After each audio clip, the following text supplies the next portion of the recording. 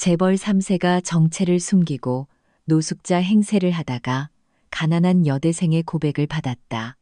그리고 결혼식 날 그녀는 엄청난 진실에 충격을 받는데 결혼식장이 하객들로 북적이는 가운데 하은은 민준의 손을 잡고 백년가약을 맹세하려던 참이었다. 그런데 그 순간 그가 평범한 막노동꾼이 아니라 대기업 총수의 아들이라는 사실을 알고 큰 충격에 빠졌다. 가난한 대학생이었던 하은, 시장 한켠에서 힘겹게 일하던 민준에게 물 한 병을 건네고 공원 벤치에 앉아 그의 찢어진 옷을 꿰매주던 그녀였다. 오늘 그가 숨겨왔던 비밀 앞에 선 것이다. 안녕하세요. 인생극장입니다. 오늘 제가 여러분께 들려드릴 이야기는 한 여성의 착한 마음이 과연 다른 사람의 마음을 움직일 수 있을지 아니면 그저 가슴 아픈 사기극으로 끝날지에 대한 것입니다. 여러분은 이 상황에 대해 어떻게 생각하시나요? 댓글로 여러분의 생각을 남겨주세요. 이야기 끝까지 함께 해주시면 더 깊이 이해하실 수 있을 겁니다. 어두컴컴한 다리 밑 한 남자가 웅크리고 앉아 있었다. 시장에서 아르바이트를 마치고 돌아가던 하은은 그 모습을 보고 발걸음을 멈췄다. 왠지 모르게 마음 한구석이 아려왔다. 마치 고향집에서 불어오는 바람 소리를 들은 것처럼. 그날 오후 서울 변두리의 재래시장은 여느 때처럼 활기가 넘쳤. 할머니, 아주머니들이 김밥과 떡볶이를 파는 소리가 왁자지껄하게 울려 퍼졌고 먼지 자욱한 골목길은 사람들의 웃음소리로 가득했. 멀리 보이는 허름한 식당 굴뚝에서 피어오르는 연기는 정겨운 느낌을 자아냈고 이 동네 사람이라면 누구나 익숙한 풍경이었. 하은은 순잔의 떡볶이 가게 앞에서 분주하게 떡볶이를 포장하고 있었다. 그녀는 지방 소도시 대학에서 회계학을 전공하는 가난한 대학생으로 매일 아르바이트를 해서 고향에 계신 어머니께 생활비를 보태드렸다. 자그마한 체구에 선한 인상을 가진 하은은 힘든 일에도 불평 한마디 하지 않았다. 다리 밑 한쪽 구석에 민준이 말없이 앉아 있었다.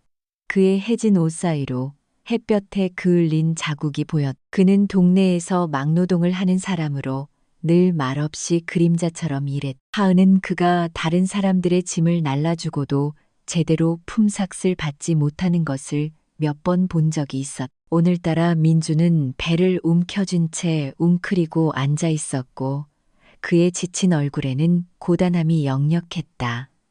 하은은 그 모습을 보며 마음이 짠해졌. 마치 예전에 어머니가 아궁이 앞에서 힘겹게 앉아 계시던 모습이 떠올랐기 때문이다. 어려운 사람은 서로 돕고 살아야지. 어머니의 말씀이었다. 그녀는 망설이지 않고 가게를 나섰. 순자 씨의 아이스박스에서 생수 한 병을 꺼내 민준에게 다가갔다. 이거 드시고 힘내세요. 하은이 부드러운 목소리로 말하며 생수병을 내밀었다. 민준은 고개를 들었다. 퀭한 눈이 순간 반짝였고 햇볕과 먼지로 얼룩진 얼굴에 생기가 도는 듯했다. 그는 생수병을 받아 천천히 물을 마셨다. 마치 그 작은 친절을 오래도록 간직하고 싶다는 듯이 고맙습니다. 그가 나지막이 말했다. 목소리는 낮고 차분했지만 누구의 도움도 익숙하지 않은 사람처럼 어색함이 묻어났다. 하은은 온화하게 미소 지으며 고개를 끄덕이고는 가게로 돌아왔다. 메마른 땅에 좋은 씨앗 하나를 뿌린 것처럼 마음이 가벼웠다. 바로 그때 시장 입구에서 나리가 걸어왔다. 그녀는 방금 산 듯한 화려한 꽃무늬 가방을 들고 있었고 민준을 경멸하는 눈빛으로 쳐다보며 그 감정을 숨기려 하지 않았다. 나리는 하은의 고시원 옆방에 사는 친구로 시장에서 옷 장사를 했다. 그녀는 늘 자기 집이 잘 산다고 자랑했지만 동네 사람들은 그녀의 부모님도 다른 사람들처럼 평범한 서민이라는 것을 알고 있었다. 그녀는 가게 앞에 버티고 서서 날카로운 목소리로 말했다. 하은아, 너 바보같이 왜 그래? 저런 노숙자한테 뭘 도와줘? 네가 번 돈 그렇게 길바닥에 버릴 거야? 하은은 떡볶이 포장을 멈추고 나리를 쳐다봤다. 그녀의 맑은 눈에는 슬픔이 어렸지만 여전히 차분했다. 어려운 사람은 서로 돕는 거지. 그녀는 마치 소박한 삶의 진리를 되새기듯 담담하게 대답했다. 힘든 사람 보고도 안 도와주면 누가 도와주겠어. 나리는 그 말을 듣고 비웃었다. 그녀의 싸늘한 웃음소리가 시장에 울려 퍼지자 주변 사람들이 쳐다봤다. 너 그렇게 살다가 너도 저 사람처럼 될걸. 그녀는 비아냥거리며 말했. 그리고는 등을 돌려 걸어갔다. 꽃무늬 가방이 그녀의 손에서 흔들렸고 마치 누군가에게 더 과시하고 싶어 하는 듯했. 하은은 대답하지 않고 조용히 고개를 숙여 다시 떡볶이를 포장했다. 하지만 마음 한구석이 무거웠. 그녀는 나리가 이해하지 못하고 이해하고 싶어 하지도 않는다는 것을 알았. 하지만 어머니의 목소리가 마음속에서 울렸다. 남을 돕는 건 결국 너를 돕는 거란다. 너무 많이 생각하지 마라. 떡볶이 가게 주인인 순자 씨는 아까부터 듣고 있다가 무거운 분위기를 깨고 입을 열었다. 하은아, 네가 잘한 거야. 는 따뜻한 목소리로 말했다. 마치 친언니처럼. 그녀는 떡볶이를 만들면서 이야기를 이어갔다. 옛날에는 우리 동네 사람들끼리 서로 잘 도왔어. 배고픈 사람 있으면 밥 나눠 먹고 추운 사람 있으면 옷도 주고. 요즘 사람들은 그런 걸 잊어버렸지만 내 눈에는 네가 내 엄마를 꼭 닮았어. 뼛속까지 착한 애야. 하은은 그 말을 듣고 마음이 따뜻해지는 것을 느꼈고 눈에는 자부심이 살짝 비쳤다. 순자 씨는 민준을 향해 고개를 살짝 끄덕여 감사를 표하고는 다시 일을 시작했다. 떡볶이 익는 소리가 시장의 저녁 풍경에 녹아들었. 민준은 여전히 그 자리에 앉아 있었다. 빈 생수병을 든 채 멀리서 하은을 바라보고 있었다. 그는 아무 말도 하지 않았지만 그 눈빛에는 긴 이야기가 담겨 있는 듯했다. 하은조차도 짐작할 수 없는 이야기였. 시장은 점점 파장 분위기였다. 물건 파는 소리도 잦아들고 가로등 불빛과 멀리 보이는 아파트 단지의 불빛만이 희미하게 남아 있었다. 하은은 마지막 떡볶이를 포장하고 가방을 챙겨 고시원으로 돌아갈 준비를 했다. 마음속으로는 여전히 그 말없는 막노동꾼을 생각하고 있었. 그녀는 오늘 건넨 생수 한 병이 나중에 자신의 인생 전체를 바꿀 인연의 시작이 되리라고는 꿈에도 생각하지 못했. 친절은 땅에 뿌려진 씨앗과 같아서 언젠가는 싹을 틔운다. 비록 아무도 내일을 예측할 수 없을지라도 민주는 하은의 모습이 골목길 너머로 사라질 때까지 바라보며 중얼거렸다. 저 여자는 다른 사람들과 정말 달라. 어느 평화로운 정오. 가로수 그늘이 드리워진 동네 공원 벤치에 민준이 앉아 있었. 그의 손에는 해진 점퍼가 들려 있었고 하은이 반지꼬리를 들고 다가오자 멋쩍은 표정을 지었다. 멀리 아파트 단지에서 들려오는 아이들 웃음소리가 살랑이는 바람을 타고 시원하게 불어왔다. 하은은 순자 씨 떡볶이 가게에서 일을 마치고 오는 길이었다. 며칠 전 시장에서 민준을 만났던 기억이 여전히 마음을 따뜻하게 했다. 그녀가 반지꼬리를 가져온 것은 누가 부탁해서가 아니었다. 그날 그의 찢어진 점퍼를 보고 마음이 쓰였기 때문이다. 그가 그런 옷을 입고 공사장에서 일하는 것을 그냥 둘 수 없었다. 민주는 하은이 다가오자 고개를 들었. 퀭한 눈에 당혹감이 스쳤다. 뭐 하시는 거예요? 그가 낮은 목소리로 물었지만 주저하는 기색이 역력했다.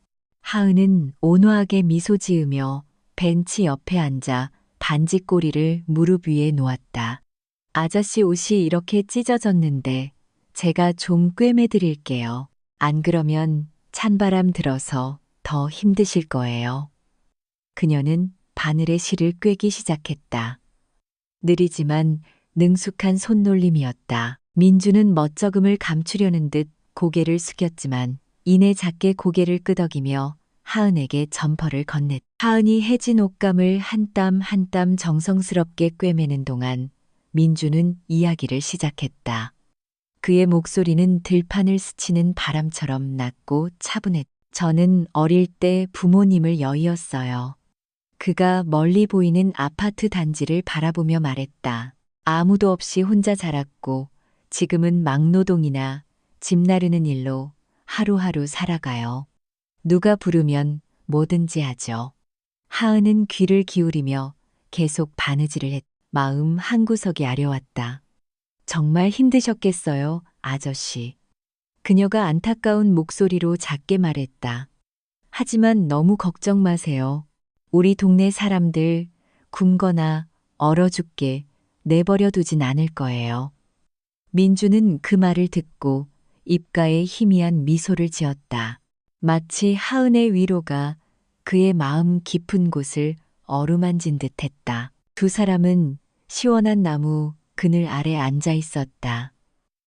바늘이 옷감을 스치는 소리와 아이들 웃음소리가 어우러져 소박하지만 따뜻한 시골 풍경화 같은 분위기를 자아냈다. 하은은 바느질을 마치고 민준에게 점퍼를 돌려주었다. 그가 점퍼를 받아들자 햇볕에 그을린 손이 깨끗하게 수선된 옷감에 닿을 때 살짝 떨렸다. 고맙습니다. 그가 시장에서보다 더 진심 어린 목소리로 말했다. 하은은 고개를 끄덕였다. 작지만 의미 있는 일을 한 것처럼 마음이 가벼웠다. 그녀는 그 바느질이 두 낯선 사람 사이에 보이지 않는 끈을 잇고 있다는 것을 알지 못했다. 바로 그때 골목길에서 나리가 걸어 나왔다. 낡은 슬리퍼가 흙길 위에서 철벅거리는 소리를 냈다. 그녀는 시장에서 옷 장사를 마치고 돌아오는 길이었고 손에는 낡은 비닐봉지를 들고 있었다. 나무 그늘 아래 앉아 있는 하은과 민준을 보자 그녀의 얼굴이 즉시 어두워졌다. 나리는 하은의 고시원 옆방 친구였지만 성격은 정반대였다. 늘 냉정하고 계산적이었다. 하은이 손에 반지꼬리를 들고 앉아 있는 것을 본 나리는 걸음을 멈췄다. 그녀의 빈정거리는 목소리가 울려 퍼졌다. 쓸데없는 짓 하지 마. 하은아, 저 남자 옷 꿰매줘서 뭐 하려고? 제가 너한테 돈이라도 준대. 하은의 대답을 기다리지도 않고 나리는 다가와 하은의 손에서 반지꼬리를 확 낚아채 땅바닥에 던져버렸다. 너 그렇게 할 일이 없어? 저런 노숙자 걱정이나 하고 그녀는 경멸에 찬 목소리로 소리쳤다. 하은은 고개를 들었다. 맑은 눈에 놀라움이 스쳤지만 여전히 침착함을 유지했다. 그녀는 허리를 숙여 반지꼬리를 집어 먼지를 털고는 천천히 말했다. 민준 아저씨 힘들어 보이는데 내가 도울 수 있는 건 도와야지. 난 그런 거 계산 안 해. 나리는 그 말을 듣고 눈을 가늘게 떴다. 마치 하은의 말이 자신의 깊은 자존심을 건드린 것 같았다. 그녀는 고시원 쪽으로 발걸음을 옮기며 날카로운 눈초리를 남기는 것을 잊지 않았다. 하은은 나리의 뒷모습을 바라보며 마음이 조금 슬펐지만 크게 개의치 않았다. 민준과 다시 앉으려던 찰나 하은은 동네 사람 하나가 허름한 편지를 들고 달려오는 것을 보았다. 하은아, 네 엄마가 고향에서 보낸 편지야. 그 사람이 헐떡이며 말했다. 하은은 편지를 받아 열어 읽었다. 그녀의 얼굴이 점점 창백해졌다. 어머니의 떨리는 글씨체로 쓰인 편지였다. 딸아, 엄마가 많이 아프다. 약 살 돈 좀 보내주렴. 안 그러면 엄마가 이번 겨울을 넘기기 힘들 것 같아. 하은은 피지를 쥔 채 멍하니 서 있었다. 어머니는 그녀에게 남은 유일한 가족이었다. 아버지는 일찍 돌아가셨고 어머니 혼자 그녀를 키우셨다. 이제 어머니가 이렇게 위독하시다니 그녀는 어찌해야 할지 몰랐다. 옆에 앉아있던 민주는 하은의 표정이 변하는 것을 보고 조용히 물었다. 무슨 일 있어요? 하은은 억지로 미소 지으며 고개를 저었다. 아니에요, 아저씨. 고향에 좀 일이 있어서요. 하지만 그녀의 마음속에서는 갈등이 피어오르기 시작했다. 어머니는 약 살 돈이 필요했지만 그녀에게는 떡볶이 가게 아르바이트로 번 약간의 돈밖에 없었다. 그리고 민주는 저렇게 힘들어 보이는데 어머니도 자신을 필요로 하지만 민준 아저씨도 너무 안쓰러웠다. 어떻게 해야 할까?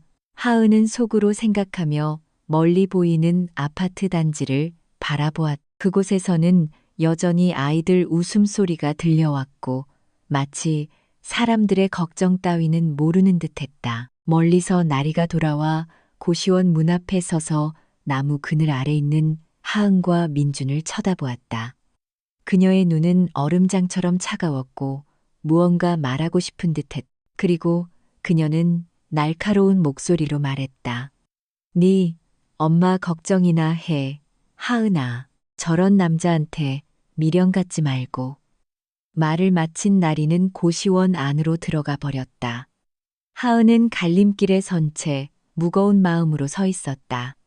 민주는 하은을 바라보았다. 그의 눈에는 걱정스러운 빛이 스쳤지만 아무 말도 하지 않고 수선된 점퍼를 조용히 잡고 있었다. 마치 그녀의 친절에서 오는 약간의 따뜻함이라도 간직하고 싶다는 듯이. 어느 날 밤 희미한 달빛이 동네 주민센터 앞마당을 비추고 있었다. 몇몇 사람들이 모여 웅성거리는 소리가 적막한 공간에 울려 퍼졌다.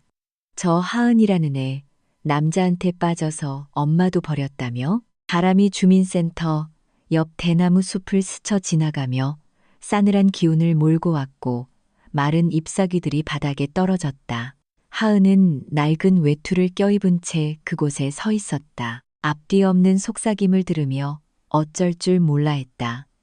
그녀는 일을 마치고 주민센터 우물에서 물을 좀 길어가려던 참이었는데 뜻밖의 그런 말을 듣게 된 것이다. 며칠 전부터 나리는 하은 앞에서 비꼬는 말을 하는 것에서 그치지 않았다. 그녀는 나무 그늘 아래에 서 있었던 일처럼 대놓고 행동하는 대신 조용히 헛소문을 동네 사람들 귀에 흘리기 시작했다. 나리는 달이 막 떠오를 무렵 주민센터에 먼저 와 있었다. 동네 통장인 김갑수 씨 옆에 서서 걱정스러운 표정을 지으며 거짓말을 하고 있었다. 김 통장은 사람 말을 잘 믿는 편이었고 예순이 넘어 머리가 희끗희끗했다. 그는 늘 대나무 지팡이를 짚고 다녔다. 나리는 고개를 숙이고 작지만 날카로운 목소리로 말했다. 통장님, 제가 정말 봤는데요. 하은이가 민준이라는 남자한테 푹 빠졌어요. 고향의 아픈 엄마는 내팽개치고 온종일 그 별 볼 일 없는 막노동꾼 걱정만 한다니까요. 김 통장은 그 말을 듣고 짙은 눈썹을 찌푸렸다. 지팡이를 마당에 찧으며 낮은 목소리로 말했다. 정말이냐? 그 애가 남자한테 빠져서 엄마까지 잊을 정도라고? 나리는 고개를 끄덕였다. 아무도 눈치채지 못하게 그녀의 눈에는 만족감이 살짝 비쳤다. 그녀는 하은이가 민준을 포기하게 만들려고 일부러 모든 일을 과장하고 있지도 않은 세세한 부분까지 꾸며냈다. 제가 똑똑히 봤어요, 통장님. 나리가 확신의 찬목소리로 덧붙였다. 하은이가 민준이 옷도 고쳐주고 자기 식구처럼 챙기더라고요. 그동안 걔 엄마는 집에서 아무도 돌봐주는 사람 없이 누워있는데 말이에요. 김 통장은 고개를 저으며 한숨을 쉬었다. 마치 그 일이 자신을 몹시 실망시킨 것처럼. 하은이 주민센터 마당으로 들어서자 김 통장이 이미 기다리고 있었다. 다른 동네 사람 몇몇이 모여들어 의심스러운 눈초리로 그녀를 쳐다봤다. 하은아, 이리 와보렴. 그가 엄숙한 목소리로 불렀다. 하은은 걸음을 멈췄다. 외투를 쥔 손이 살짝 떨렸지만 그녀는 다가가 평소처럼 고개를 숙여 인사했다. 네가 민준이라는 놈한테 빠져서 고향에 있는 내 엄마를 내팽개쳤다는 소문이 있는데 사실이냐? 김 통장이 지팡이를 짚은 채 하은을 똑바로 쳐다보며 물었다. 그녀는 고개를 들었다. 맑은 눈에 당혹감이 스쳤다. 아니에요, 통장님. 하은은 작지만 단호한 목소리로 대답했다. 저는 계속 엄마한테 돈 보내드리고 있어요. 다만 민준 아저씨가 너무 힘들어 보여서 제가 도울 수 있는 건 도우려고 한 것뿐이에요. 하지만 김 통장은 믿지 않았다. 그는 지팡이를 다시 한번 땅에 찌우며 무거운 목소리로 말했다. 남 돕는 건 좋은 일이지만 너는 여자애야. 집안 망신시키지 않도록 몸가짐을 바로 해야지. 이 동네는 남자한테 빠져서 엄마까지 있는 애는 용납 못한다. 하은은 멍하니 서 있었다. 가슴이 답답했. 어머니가 여전히 자신에게 가장 소중한 사람이라고 결코 어머니를 소홀히 한 적이 없다고 설명하고 싶었지만 김 통장의 말은 대나무 지팡이처럼 딱딱했고 그녀에게 기회를 주지 않았. 주변 동네 사람들은 수군거리기 시작했다. 의심스러운 눈초리가 점점 더 그녀를 향했다. 하은이 착한 애인 줄 알았는데 어쩌다 저렇게 됐을까? 한 사람이 말했다. 분명 민준이라는 놈한테 홀딱 빠진 거야. 걔가 뭐가 좋다고. 다른 사람이 속삭였다. 멀리서 순자 씨가 떡볶이를 담은 바구니를 들고 다가왔다. 그녀는 이야기를 듣고 분노를 참지 못하고 무거운 분위기를 깨고 나섰다. 통장님, 뜬 소문만 듣고 하은이 나무라지 마세요. 쟤는 어릴 때부터 착해서 어려운 사람 보면 그냥 못 지나치는 애예요. 잘못한 거 하나도 없어요. 순자 씨의 목소리는 따뜻했지만 설득력이 있었고 마치 사람들을 정이 넘치던 옛 시절로 데려가는 듯했다. 쟤는 걔 엄마를 꼭 닮았어요. 걔 엄마도 옛날에 남들 잘 도와줬잖아요. 모르는 사람 없잖아요. 그녀는 주변을 둘러보며 동네 사람들의 동의를 구하려는 듯 말했. 하지만 김 통장은 고개를 저을 뿐 대답이 없었고 다른 몇몇 사람들은 여전히 속삭이며 하은을 멀리하는 눈빛을 거두지 않았. 하은은 그곳에 서서 외투를 더 꼭 껴안았다. 마음이 마치 바람 부는 대나무 숲처럼 혼란스러웠. 그녀는 자신의 친절이 이렇게 악의적인 소문으로 왜곡될 줄은 꿈에도 몰랐다. 나리는 사람들 사이에 섞여 서서 입술을 굳게 다물고 있었. 하은이 공경에 처한 것을 보자 그녀의 눈에는 만족감이 반짝였. 그녀는 소문에 씨앗을 뿌렸고 이제 그 씨앗이 자라나 하은을 민준에게서 떼어놓기를 바라며 지켜보기만 하면 되었다. 하지만 하은은 몰랐. 그녀는 그저 차가운 달빛과 자신을 둘러싼 낯선 시선들만 느낄 뿐이었. 동네 사람들이 점차 흩어지자 순자 씨가 하은에게 다가와 어깨를 두드렸다. 너무 속상해하지 마라. 착한 마음은 언젠가 사람들이 알아줄 거야. 하은은 고개를 끄덕이며 억지로 미소 지었지만 마음은 여전히 무거웠다. 그녀는 주민센터 마당을 나섰다. 밤바람에 머리카락이 흩날렸다. 멀리서 동네 사람들의 속삭임이 여전히 들려왔다. 민준이라는 놈 어쩌면 진짜 사기꾼일지도 몰라. 누가 알겠어. 하은은 그 말을 듣고 가슴이 철렁했다. 민준을 의심해서가 아니라 동네 사람들의 마음이 이 밤바람처럼 차갑게 변해가는 것 같아서였다.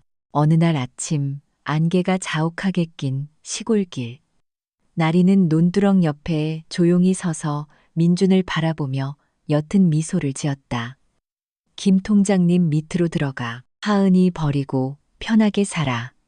멀리서 지저귀는 새소리가 고요한 공간에 낭낭하게 울려 퍼지며 논두렁 물 흐르는 소리와 어우러졌다. 하얀 안개가 벼 이삭 위에 내려앉아 온들판이 새벽의 싸늘함 속에 희미하게 보였다. 민주는 그곳에 서 있었다. 손에는 방금 밭 한 떼기를 갈고 난 괭이가 들려 있었고 해진 옷자락이 가벼운 바람에 나부꼈. 그는 이른 새벽부터 일했고 얼굴에는 아직 땀방울이 맺혀 있었지만 그의 단호한 눈빛은 흔들림이 없었다. 나리가 다가왔다. 낡은 슬리퍼가 축축한 흙길 위에서 철벅거렸다. 그녀의 목소리는 달콤했지만 음흉한 속셈이 숨겨져 있었다. 하은이 너무 가난해. 민준 씨. 그녀가 허리에 손을 얹고 그를 위아래로 훑어보며 말했다. 걔 따라다년 평생 고생이야. 차라리 김 통장님 밑으로 들어가. 그분 부자잖아. 동네 일꾼으로 자리 잡게 해줄 거야. 이 막노동꾼 신세보다는 훨씬 편하게 살 수 있을걸. 나리는 말을 멈췄다. 입가에 머금은 옅은 미소가 커졌다. 마치 누가 봐도 고개를 끄덕일 만한 탈출구를 제시한 것처럼. 그녀는 며칠 전 주민센터에서 자신이 퍼뜨린 소문 때문에 하은이가 곤경에 처했다는 것을 알고 있었다. 이제 이런 식으로 하은과 민준 사이를 갈라놓고 싶었다. 민준은 그 말을 듣고 괭이를 논두렁에 내려놓았다. 해진 소매로 이마에 땀을 닦았다. 그는 나리를 바라보았다. 퀭한 눈에는 피곤함이 서려 있었지만 여전히 평소와 다름없이 단호한 빛을 띠고 있었다. 하은 씨가 저 많이 도와줬어요. 그가 논두렁 물 흐르는 소리처럼 낮고 차분한 목소리로 말했. 제가 배고프고 목마를 때 물도 주고 옷이 찢어졌을 때는 꿰매주기도 했고요. 전 하은 씨 버리지 않을 거예요. 그의 말은 소박하고 꾸밈 없었지만 시골 사람들이 흔히 소중히 여기는 감사함의 무게를 담고 있었. 나리는 그 말을 듣고 눈썹을 찌푸렸다.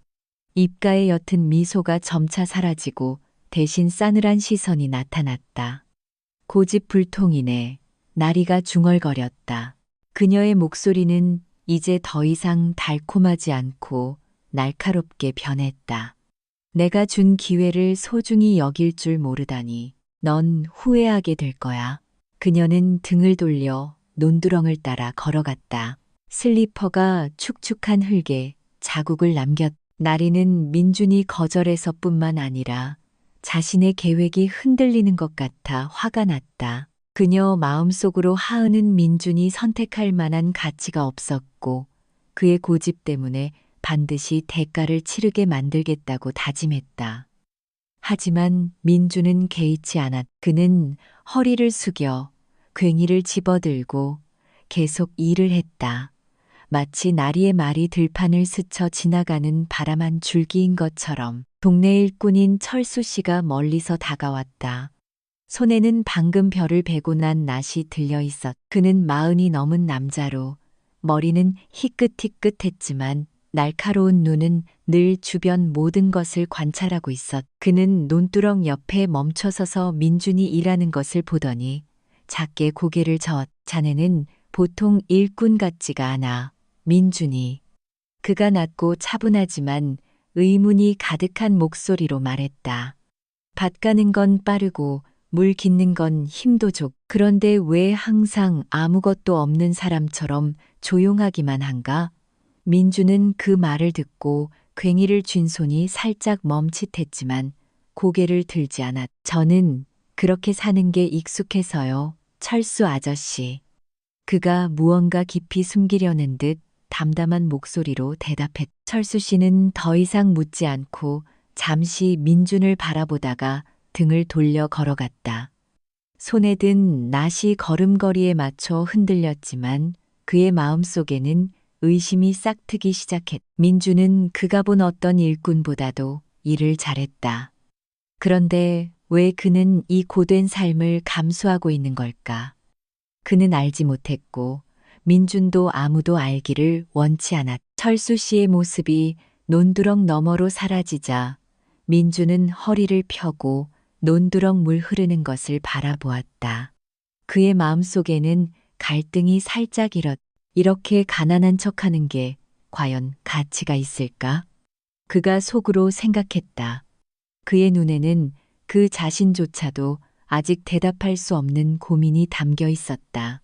나리는 이미 멀리 갔지만 그녀의 말은 마치 이 논두렁을 스쳐 지나가는 차가운 바람 소리처럼 귓가에 맴도는 듯했다. 그는 그런 협박 따위는 두렵지 않았지만 나리가 멈추지 않을 것이라는 것을 알았. 그녀는 그와 하은을 갈라놓고 싶어 했고 온 동네에 퍼진 소문은 시작에 불과했다. 민주는 괭이를 잡고 아직 다 갈지 못한 밭을 계속 갈았. 괭이질 소리가 안개 자욱한 공간에 규칙적으로 울려 퍼졌. 그는 아무 말도 더하지 않았지만 조용히 흐르는 논두렁 물을 바라보는 그의 눈빛은 마치 아무도 듣지 못하는 대답을 보내고 싶은 듯했. 저 여자는 사람 마음에 대해 아무것도 몰라. 어느 날 밤 차가운 바람이 문틈으로 새어 들어왔다.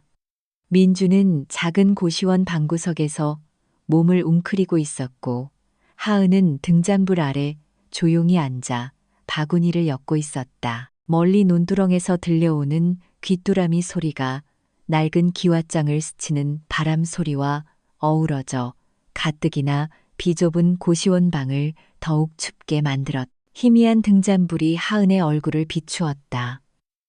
그녀의 눈은 빛났지만 걱정스러운 빛이 살짝 어렸다. 민주는 대나무 침상 위에 누워 몸을 부르르 떨고 있었다. 며칠 전 그녀가 꿰매준 해진 옷은 비에 흠뻑 젖어 있었다. 그는 쏟아지는 비를 맞으며 막노동을 하다가 병이 났다. 가뜩이나 약한 몸에 밤의 싸늘함까지 더해진 것이다. 하은은 그런 상태의 민준을 논두렁 옆에 내버려 둘 수 없었다. 늦은 오후 그가 논두렁 옆에서 웅크리고 있는 것을 보았을 때 빗물이 그의 지친 얼굴 위로 흘러내리고 있었다. 그녀는 그를 고시원으로 데려오기로 결심했. 민준 아저씨, 저희 집에 가서 하룻밤 푹 쉬세요.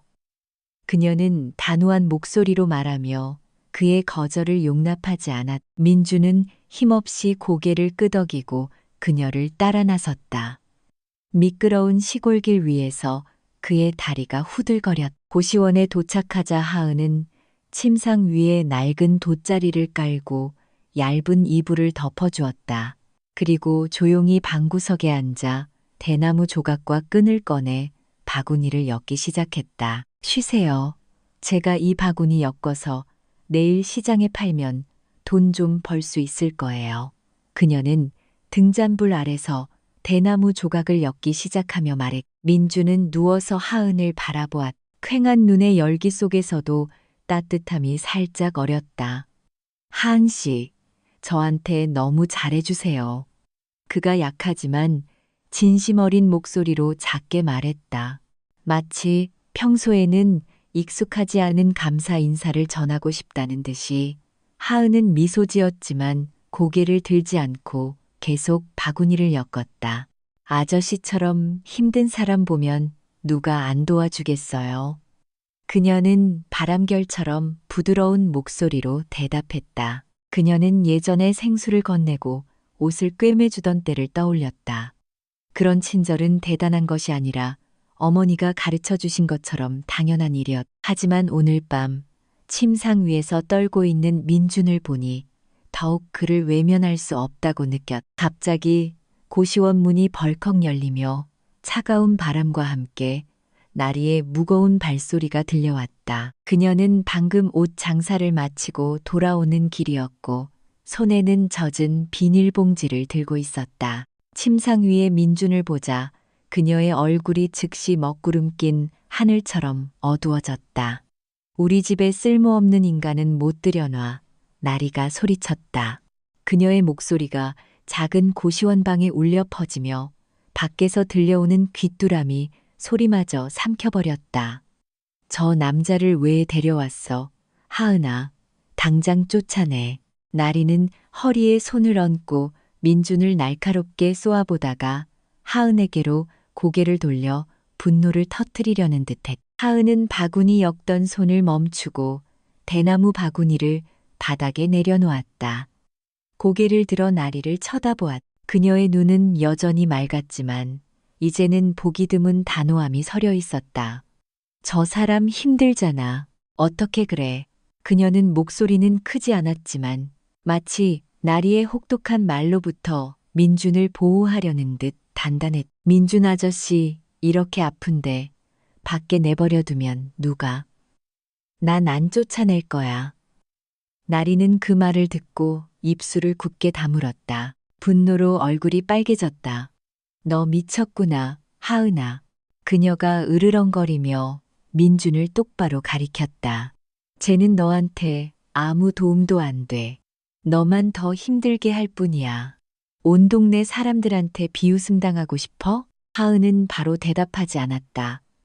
그녀는 일어서서 민준에게 다가가 얇은 이불을 더 끌어 덮어주었다. 동네 사람들이 비웃는다면 이미 비웃었겠지. 그녀는 담담하지만 힘있는 목소리로 말했다. 나는 저 사람 돕기로 했어. 네가 어떻게 생각하든 상관없어. 나리는 잠시 멍하니 서 있었다.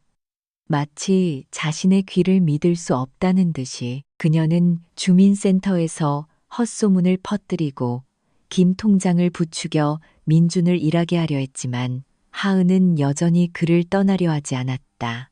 분노가 치밀어 올랐. 나리는 등을 돌려 고시원을 나서며 협박하는 말을 남기는 것을 잊지 않았다. 너 후회하게 될 거야.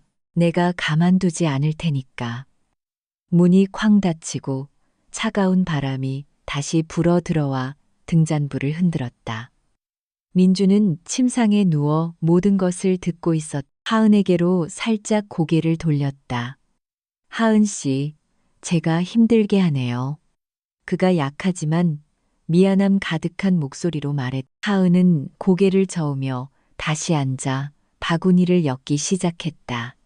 힘들지 않아요, 민준 아저씨.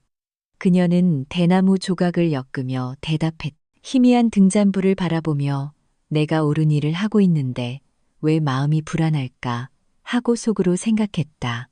나리의 말과 동네 사람들의 보이지 않는 압박감 때문에 마음이 무거웠다. 밖에서는 나리가 차가운 바람 속에 서 있었다. 그녀의 눈에는 음흉한 빛이 번뜩였다. 그녀는 젖은 비닐봉지를 꽉 쥐고 혼잣말을 중얼거렸. 내가 너희들 고생하게 만들어 줄 테다.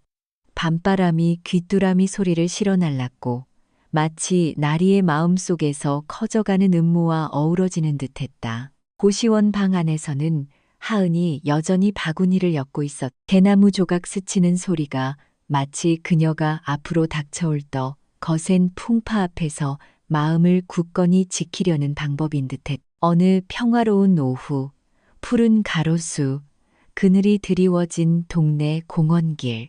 하은은 민준의 손을 잡고 떨리지만 단호한 목소리로 말했다.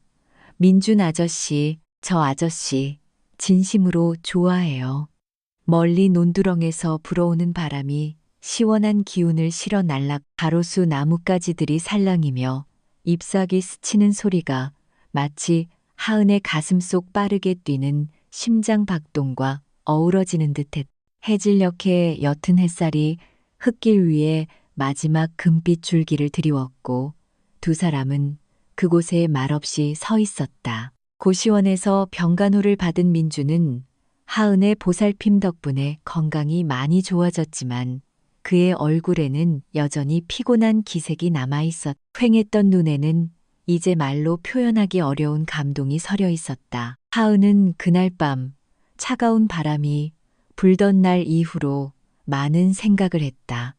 나리가 소리치고 협박했을 때, 헛소문 때문에 동네 사람들이 등을 돌렸을 때 그녀는 더 이상 자신의 마음을 숨기고 싶지 않았다. 특히 예전에 어머니가 부뚜막 옆에서 해주시던 말씀을 떠올렸을 때는 더욱 그랬. 사랑하는 사람이 있으면 솔직하게 말하렴. 딸아, 내 마음이 후회하게 만들지 마라. 하은은 그곳에 서서 민준의 손을 꽉 잡았. 그의 거친 손이 그녀의 손 안에서 가볍게 떨렸다. 제가 말을 잘 못해요. 그녀가 작지만 진심 어린 목소리로 말을 이었다. 하지만 아저씨 힘든 거 보면 제가 곁에 있고 싶어요. 동네 사람들이 뭐라고 하든 상관없어요. 민주는 그 말을 듣고 눈이 휘둥그레졌다가 이내 조용히 흐르는 시냇물처럼 부드러워졌. 그는 감정이 북받쳐 오르는 것을 감추려는 듯 고개를 숙였지만 이내 고개를 들어 하은을 똑바로 쳐다보았다. 하은 씨. 그가 감동에 젖은 낮고 따뜻한 목소리로 말했다. 저한테 진심으로 대한 사람은 하은 씨가 처음이에요. 그의 말은 길지 않았지만 늘 조용히 살며 논밭과 괭이만이 친구였던 사람의 무게를 담고 있었다. 그는 마치 놓치면 이 드문 따뜻함을 잃어버릴까봐 두렵다는 듯 하은의 손을 더 꽉 잡았다. 하은은 미소 지었. 무거운 짐을 내려놓은 것처럼 마음이 가벼웠지만 동시에 앞으로 닥쳐올 풍파를 생각하니 걱정이 살짝 밀려왔. 두 사람이 가로수 옆에 서 있는 모습은 나리의 눈을 피할 수 없었다. 그녀는 멀리서 다가오고 있었고 손에는 방금 시장에서 사온 대나무 바구니를 들고 있었다. 날카로운 눈으로 하은과 민준을 훑어본 나리는 아무 말 없이 동네로 돌아갔다. 하지만 그녀의 마음속에는 이미 새로운 계획이 싹트고 있었다. 얼마 지나지 않아 나리는 김 통장을 찾아갔다. 그녀는 그 고집 센 동네 어른이 이 일을 그냥 넘어가지 않을 것이라고 확신했다. 희미한 달빛이 주민센터 마당을 비추고 있었다. 나리는 김 통장 앞에 서서 교활하지만 부드러운 목소리로 말했. 통장님, 하은이가 이제 민준이라는 놈한테 완전히 미쳤어요. 오늘 오후에는 가로수 옆에서 그놈 손잡고 사랑 고백까지 하더라고요. 고향에 있는 늙은 엄마는 생각도 안 하고요. 김 통장은 그 말을 듣고 짙은 눈썹을 굳게 찌푸렸. 대나무 지팡이로 마당을 쿵 하고 찧었다. 그 애가 정말 그랬단 말이냐? 그가 의심스러운 듯 낮은 목소리로 물었다. 나리는 고개를 끄덕이며 불에 기름을 부었다. 제가 똑똑히 봤어요, 통장님. 우리 동네가 저렇게 남자한테 미쳐 날뛰는 애를 그냥 두면 뭐가 되겠어요? 체면이 말이 아니잖아요. 김 통장은 고개를 저으며 무겁게 한숨을 쉬었다. 마치 하은의 일이 온 동네의 수치라도 되는 것처럼. 그는 그날 밤 바로 하은을 주민센터로 부르기로 결정했다.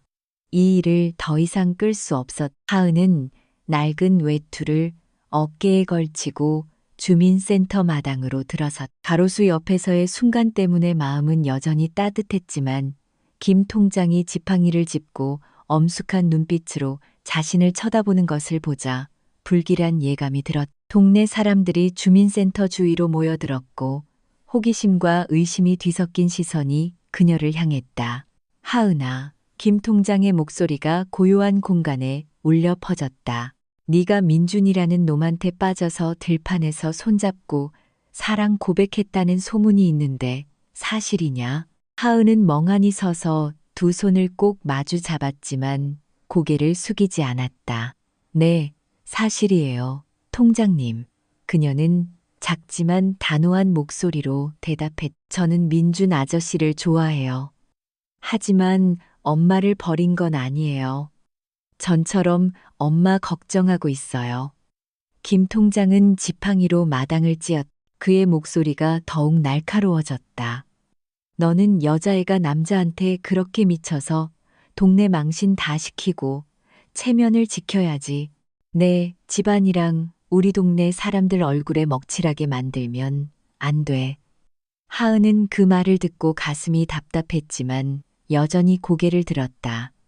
맑은 눈에 용기가 살짝 서렸다. 엄마는 저한테 진심으로 살라고 가르치셨어요. 그녀는 떨리지만 약하지 않은 목소리로 말했다. 저는 민준 아저씨를 좋아해요. 제가 잘못했다고 생각하지 않아요. 동네 사람들은 수군거렸다. 속삭임이 마치 가로수를 스치는 바람처럼 울려 퍼졌다. 저애 진짜 대단한 애. 남자한테 저렇게 빠지면 결국 고생할 텐데. 김 통장은 고개를 저으며 더 이상 말하지 않았지만 그의 눈빛은 마치 하은이 감히 진실되게 산 죄를 벌하려는 듯했. 나리는 멀리 사람들 사이에 섞여 서 있었다. 입술을 굳게 다물고 있었고 하은이 곤경에 처한 것을 보자 만족스러운 눈빛이 번뜩였. 그녀는 자신의 말이 동네 사람들을 하은에게서 등 돌리게 만들었다는 것을 알았고 그것에 만족했다. 동네 사람들이 점차 흩어졌지만 차가운 시선은 희미한 달밤의 그림자처럼 하은을 따라다녔다. 그녀는 주민센터를 나섰. 마음은 무거웠지만 어머니의 말씀이 마음속에서 울렸다. 엄마는 나한테 진실되게 살라고 하셨어. 나는 잘못하지 않았어. 그녀는 스스로에게 다짐했다.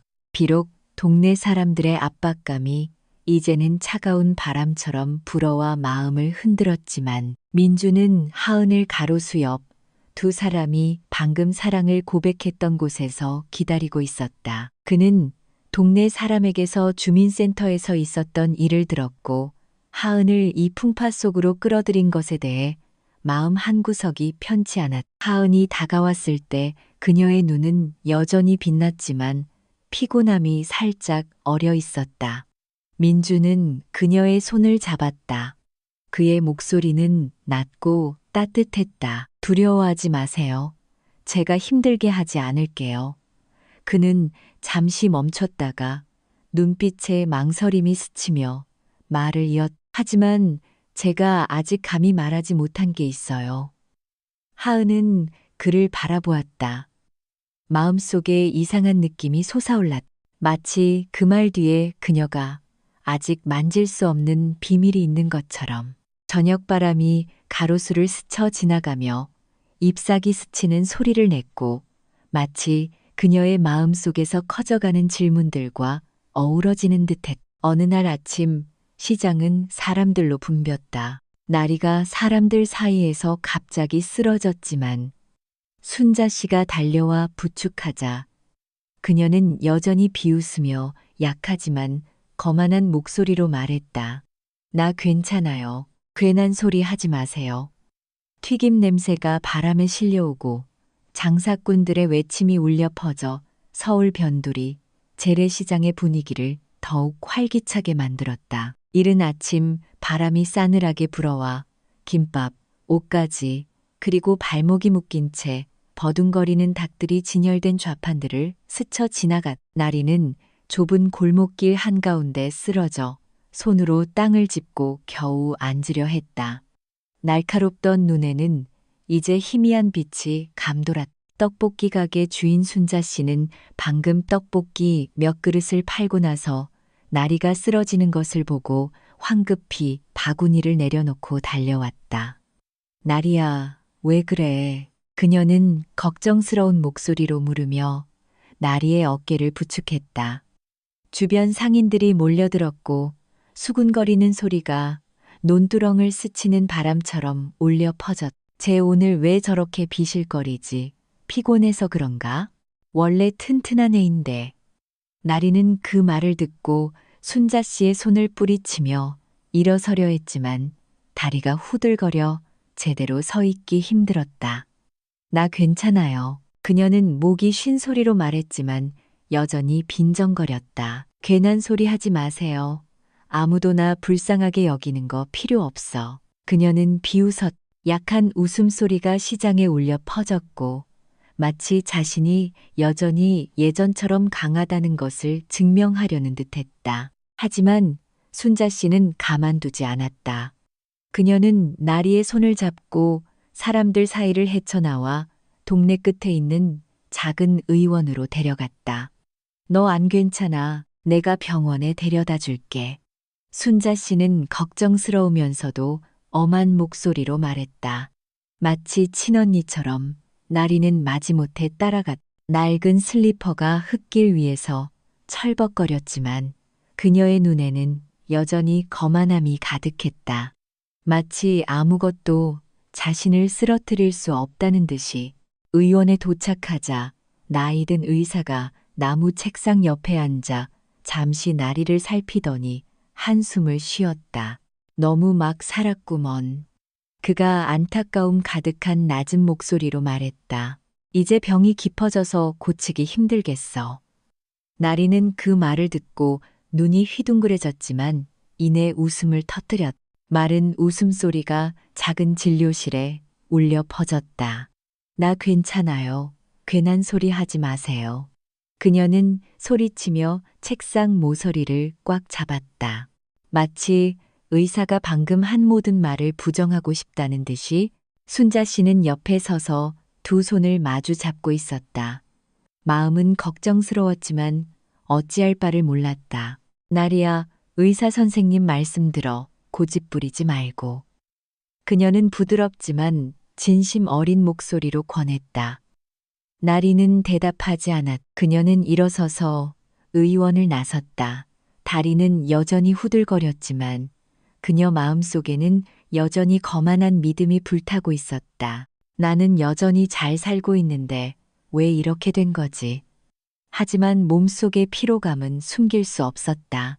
한 걸음 한 걸음이 무거워졌고 마치 자신이 아직 인정하려 하지 않는 무거운 짐을 끌고 가는 듯 했다. 떠나기 전에 나리는 순자 씨를 돌아보며 말했다. 김 통장님한테 가서 하은이가 나 이렇게 만들었다고 전해주세요. 순자 씨는 그 말을 듣고 고개를 저으며 한숨을 쉬었지만 나리가 이미 밖으로 나가버려 반박할 틈도 없었다. 그녀의 모습이 골목길 너머로 사라졌. 나리가 쓰러졌다는 소식은 바람처럼 빠르게 하은의 귀에 들어갔다. 그때 그녀는 순자 씨 떡볶이 가게에서 떡볶이를 포장하고 있었. 순자 씨가 걱정스러운 목소리로 모든 일을 이야기했. 나리가 시장에서 쓰러졌는데 의사가 병이 깊다고 하는데도 걔는 안 믿으려고 해. 하은은 그 말을 듣고 깜짝 놀랐. 떡볶이 포장하던 손을 멈추고 멀리 보이는 골목길을 바라보았다. 어쩌다가 그렇게 됐을까요? 그녀가 작지만 놀라움 가득한 목소리로 물었다. 나리는 그녀를 협박하고 헛소문을 퍼뜨려 힘들게 했지만 이 소식을 듣자 하은은 마음이 아팠다. 제가 한번 가볼게요. 하은은 말하고 일어서서 낡은 앞치마에 손을 닦고 의원 쪽으로 걸어갔다. 하은이 도착했을 때 나리는 의원 안 대나무 침상 위에 누워 있었다. 눈은 반쯤 감겨 있었고 얼굴은 창백했지만 여전히 굳은 표정을 유지하고 있었. 하은은 가게에서 급하게 포장해온 떡볶이를 들고 들어와 침상 옆에 조용히 내려놓았다. 나리야, 괜찮아? 그녀는 원망하는 기색 없이 진심 어린 목소리로 물었. 나리는 하은의 목소리를 듣고 눈을 떴지만 그녀의 시선은 즉시 날카로워졌다.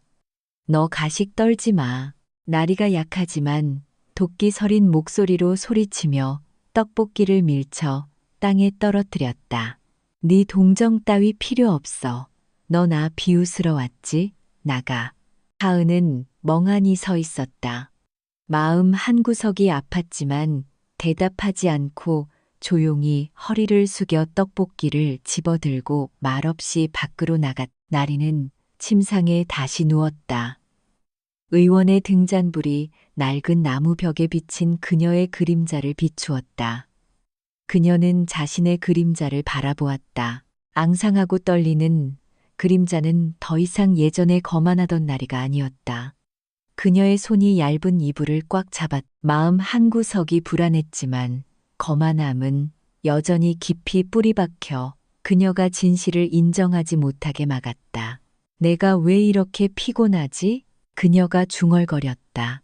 목이 쉰 소리가 고요한 공간에 울려 퍼졌고 마치 대답 없는 질문 같았. 밖에서는 논두렁에서 불어오는 바람이 아침의 싸늘함을 실어날랐고 마치 그녀의 마음속에서 아직 가시지 않은 도끼와 어우러지는 듯했. 나리는 눈을 감았지만 그 피로감은 마치 그녀가 듣고 싶지 않은 경고처럼 무겁게 짓눌렀. 듣다.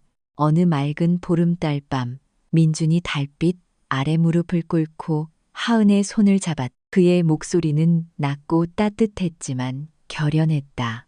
하은 씨, 제 아내가 되어 주시겠어요? 평화로운 논밭이 눈앞에 펼쳐져 있었고 달빛이 벼 이삭 위로 쏟아져 은빛으로 반짝였다. 작은 시냇가에서 들려오는 귀뚜라미 소리가 마치 시골의 자장가처럼 울려 퍼졌다.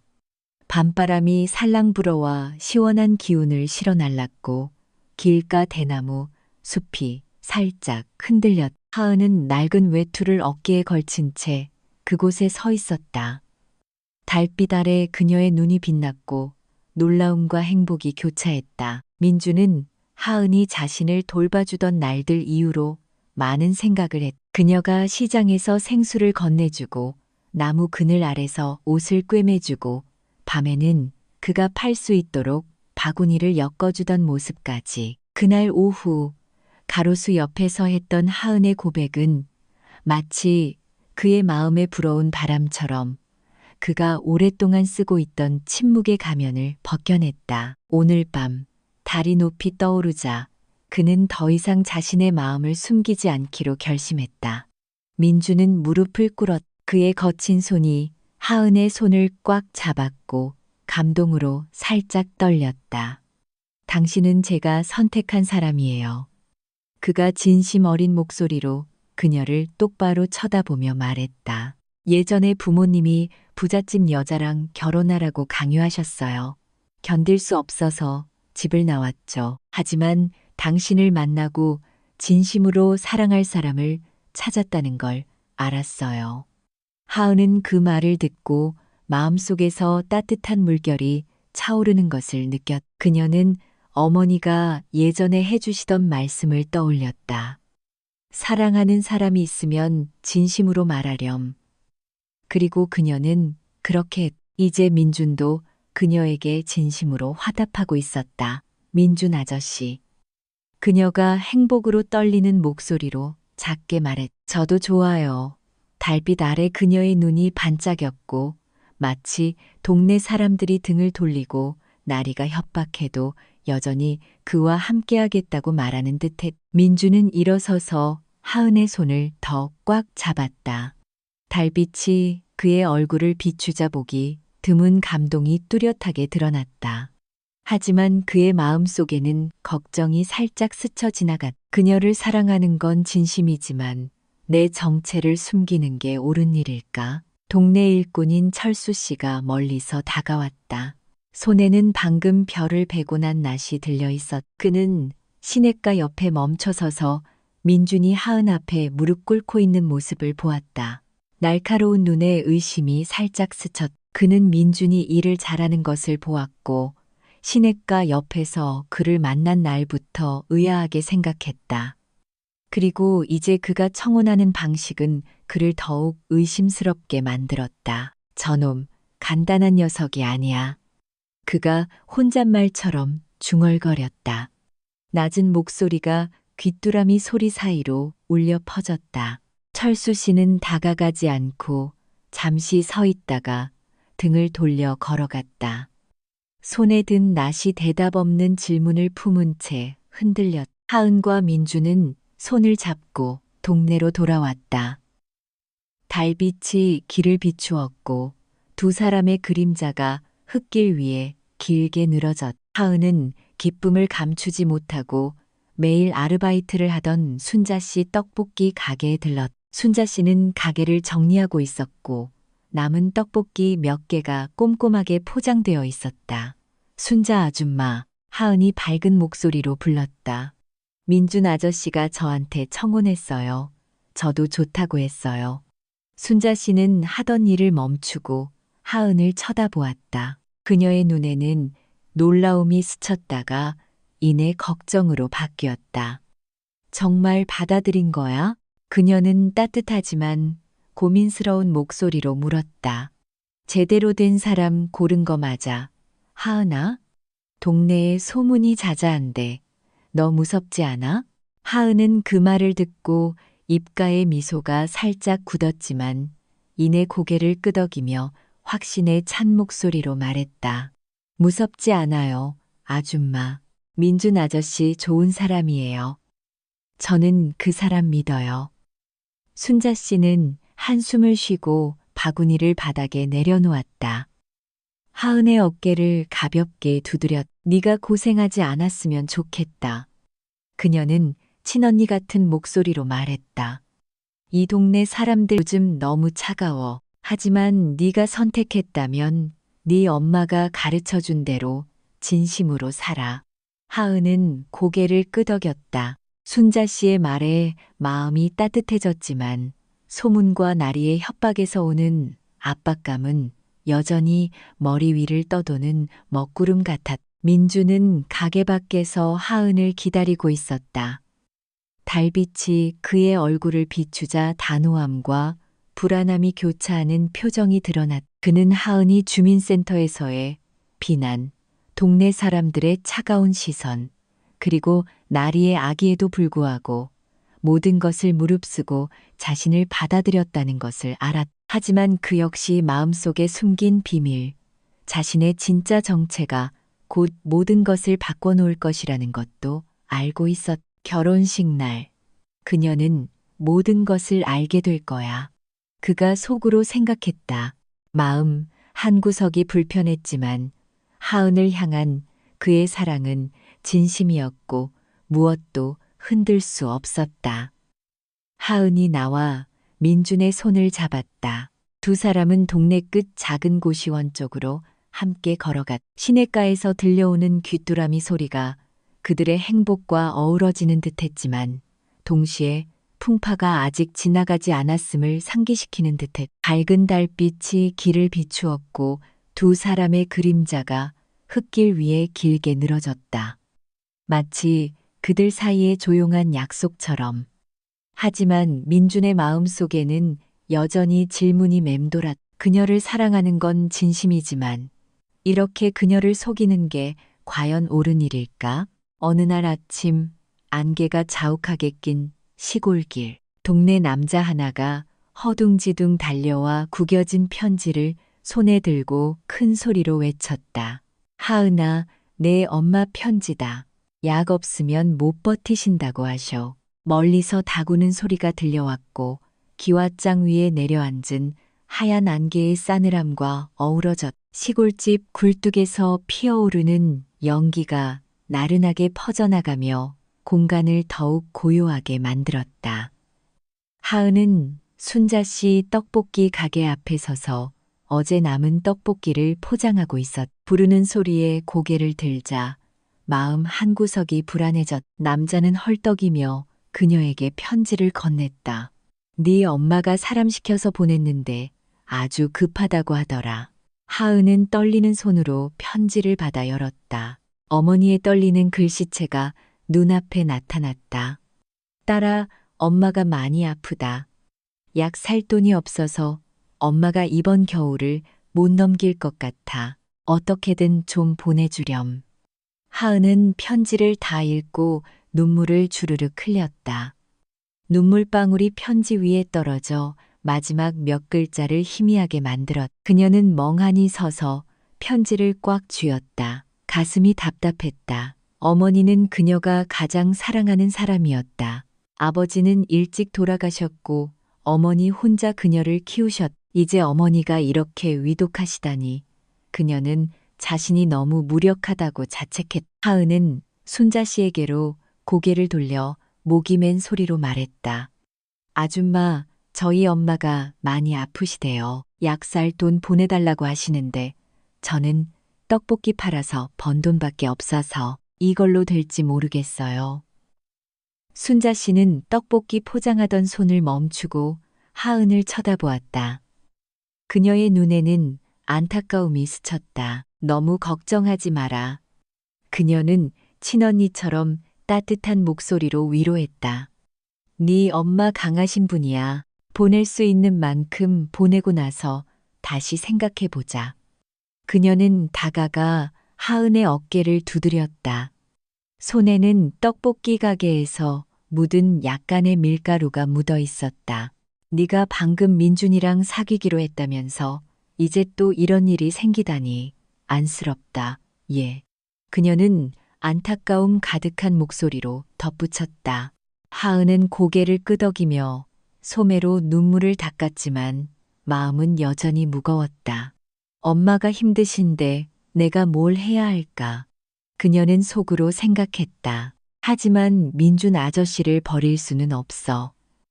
그녀 마음속의 갈등은 피어오르는 연기처럼 커져만 갔고 쉽게 사라지지 않았. 멀리서 나리가 낡은 모자를 쓰고 다가왔다.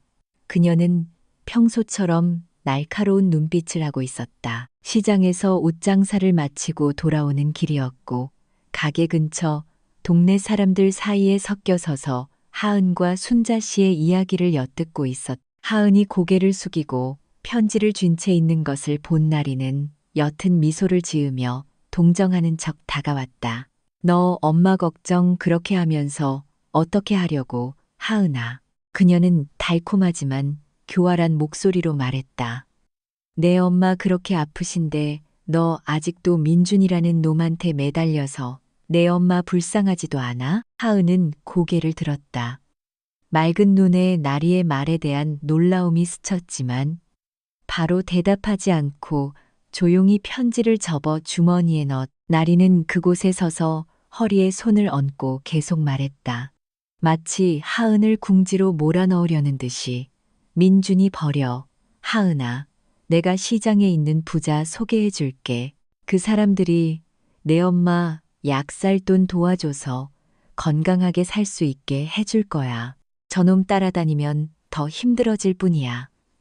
나리의 말은 조언처럼 들렸지만 그녀의 눈에는 만족감이 반짝였다. 마치 하은의 약점을 잡아 그녀를 민준에게서 떼어놓을 수 있게 된 것처럼. 나리는 하은이 갈등하고 있다는 것을 알았고 이 일을 이용해 자신이 받아들일 수 없는 그들의 사랑을 망치고 싶었다. 하은은 그 말을 듣고 똑바로 섰다. 두 손으로 앞치마 모서리를 꽉 잡았다. 그녀의 목소리는 작지만 단호했다. 저는 민준 아저씨 믿어요. 나리 씨, 그 사람 좋은 사람이에요. 전 안 버릴 거예요. 그녀의 말은 길지 않았지만 어떤 협박이나 유혹에도 굴하지 않고 진심으로 살기로 선택한 사람의 힘을 담고 있었다. 나리는 그 말을 듣고 입가에 옅은 미소가 점차 사라졌다. 눈을 가늘게 떴고 분노로 얼굴이 빨개졌다. 너 진짜 고집 세다, 하은아. 그녀가 으르렁거리며 그녀를 똑바로 가리켰다. 내 엄마 아픈데 엄마 걱정은 안 하고 저놈 걱정이나 하고 너 나중에 후회할 거야. 나리는 등을 돌려 걸어갔지만 그녀의 마음 속에는 주민센터에서 퍼뜨렸던 소문보다 더 큰 새로운 음모가 싹트고 있었다.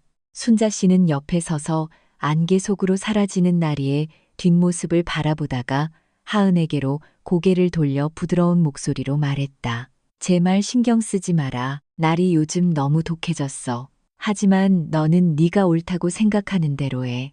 하은은 고개를 끄덕이며 억지로 미소 지었지만 눈물이 다시 뺨을 타고 흘러내렸. 그녀는 가게 옆에 앉아 어머니의 편지를 쥔 채 있었다. 마음이 두 갈래로 찢어지는 듯했. 한쪽에는 세상에서 가장 사랑하는 어머니가 고향에서 병상에 누워 계셨고 다른 한쪽에는 어젯밤 달빛 아래 결혼을 약속한 민준이 있었다. 엄마가 힘드신데 내가 뭘 해야 할까? 그녀는 속으로 생각했다. 하지만 민준 아저씨를 버릴 수는 없어. 나리는 안개 낀 시골길 저편에 서서 가게 뒤편에서 하은을 쳐다보았다. 그녀는 옅은 미소를 지었. 마른 웃음소리가 안개 자욱한 공간에 울려 퍼졌고 마치 아무도 듣지 못하는 협박 같았. 고집 부리다가는 후회하게 될 걸.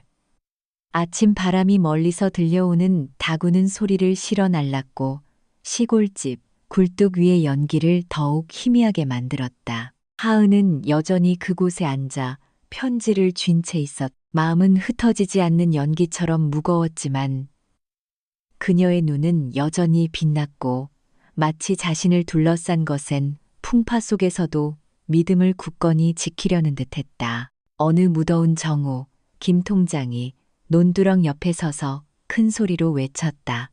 민준이라는 놈 믿을 수 없어. 여기서 쫓아내.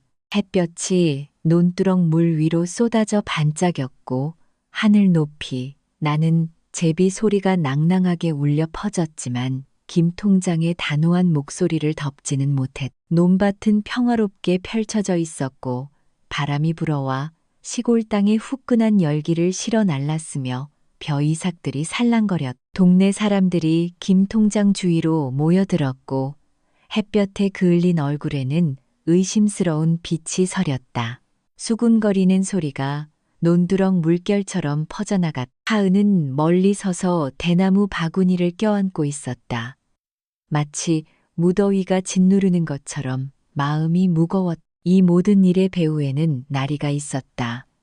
하은이 달빛 아래서 민준의 청혼을 받아들인 후 그녀는 더 이상 가짜 달콤함을 유지하지 않았. 나리는 이른 아침 김 통장이 동네 어기느티나무 아래 앉아 있을 때 그를 찾아갔다. 그의 손에는 익숙한 대나무 지팡이가 들려 있었다. 통장님, 그녀가 설득력 있는 목소리로 말했다. 민준이라는 놈 사기꾼이에요. 하은이는 남자한테 미쳐서 둘 다 우리 동네 망신 다 시키고 있어요. 통장님은 못 보셨어요? 하은이가 동네 한복판에서 개손까지 잡고 다니는데 부끄러운 줄도 몰라요. 나리는 아무도 확인할 수 없는 세세한 부분까지 꾸며냈고 김 통장이 눈썹을 찌푸리고 지팡이로 땅을 찢는 것을 보자 그녀의 눈에는 만족감이 반짝였. 마치 설득당한 것처럼. 정말이냐? 그가 낮은 목소리로 물었다. 정말이에요, 통장님. 나리가 고개를 끄덕였다.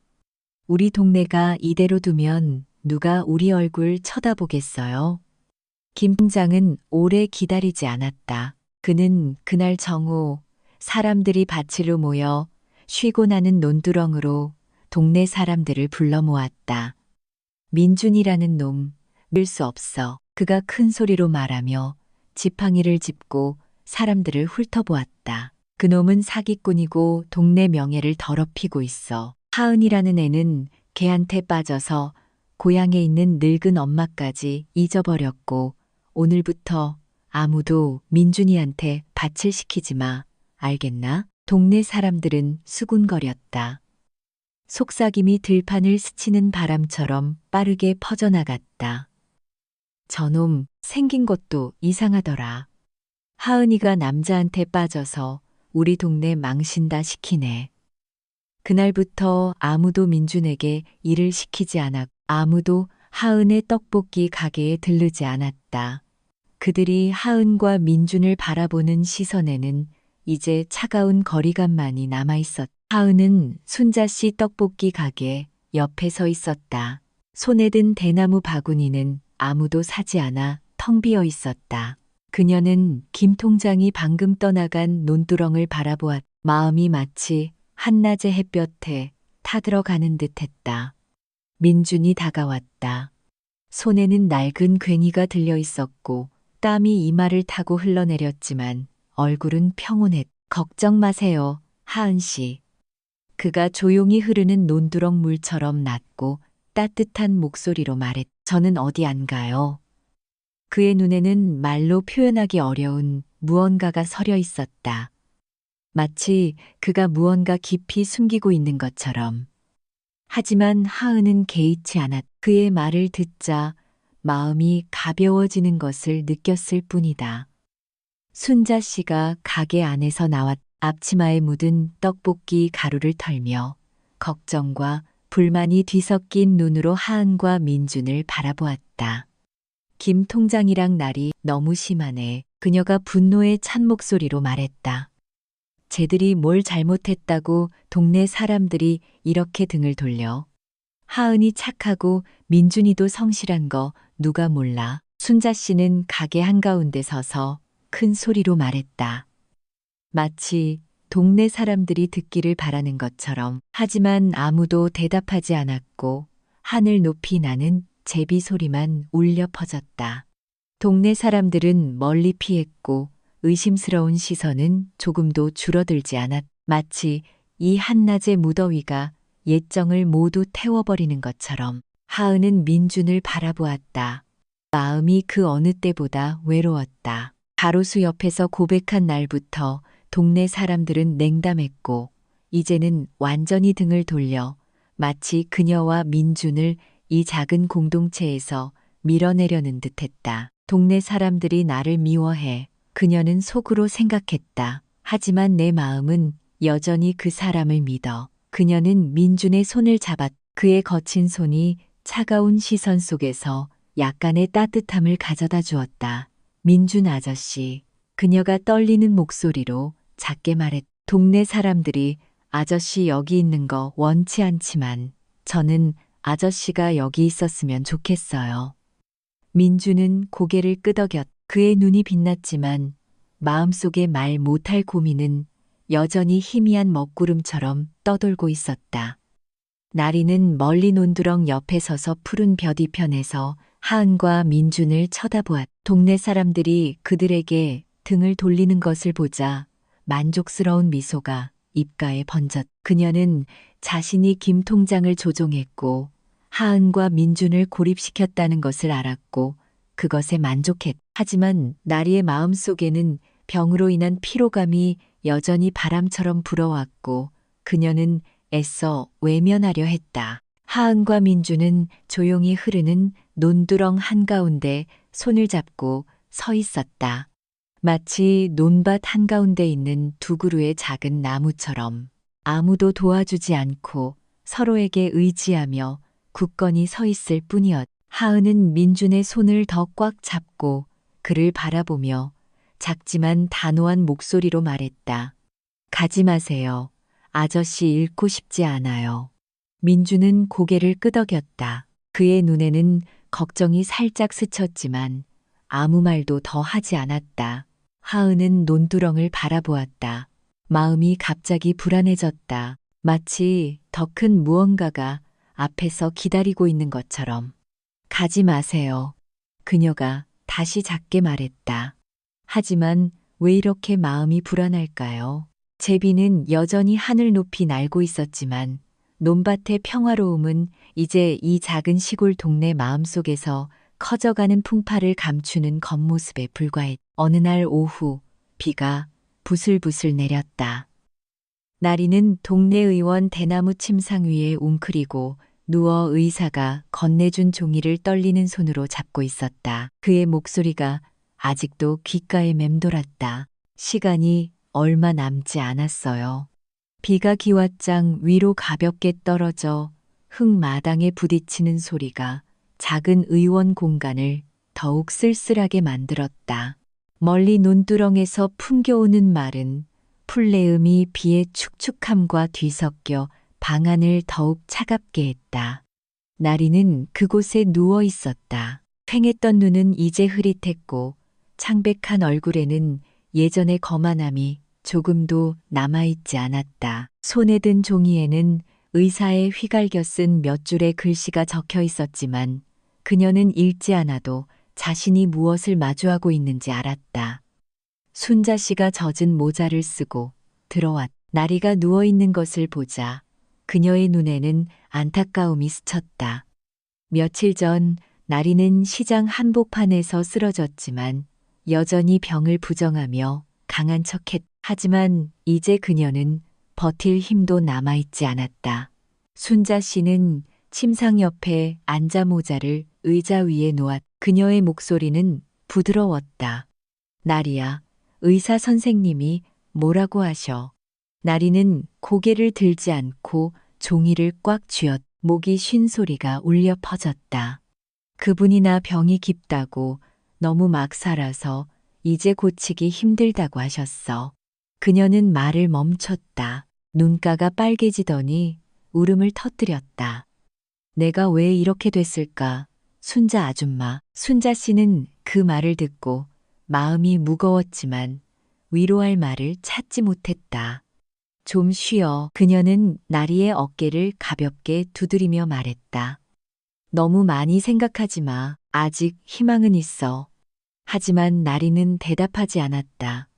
그녀는 말없이 누워 있었고 눈물이 앙상한 뺨을 타고 흘러내렸다. 갑자기 의원의 정적 속에서 옛 기억이 그녀의 머릿속으로 밀려들었다.